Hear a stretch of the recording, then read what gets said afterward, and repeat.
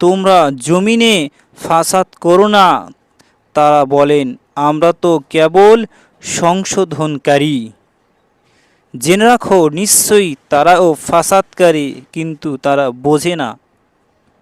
আর যখন তাদেরকে বলা হয়, তোমরা ঈমান আনো যেমন লোকেরা ঈমান এনেছে, তারা বলেন, আমরা কি ঈমান আনব যেমন নির্ধারিত ঈমান এনেছি। জেনে রাখো, নিশ্চয়ই তারা তো নির্ধারিত, কিন্তু তারা জানে না। আর যখন তারা মুমিনের সাথে মিলিত হয় তখন বলে, আমরা ঈমান এনেছি। এবং যখন তাদেরকে শয়তানের সাথে একত্র মিলিত হয় তখন বলে, নিশ্চয়ই আমরা তোমাদের সাথে আছি, আমরা তো কেবল উপহাসকারী।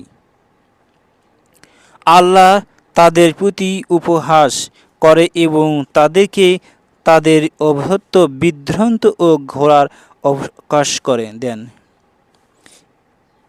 এরা তারা যারা হেদায়তের বিনিময়ে পথভ্রষ্টক্রম করে, কিন্তু তাদের ব্যবসা লাভজন হয় না এবং তারা হেদায়ত থেকে বঞ্চিত ছিল না, হেদায়তের প্রভাব ছিল না।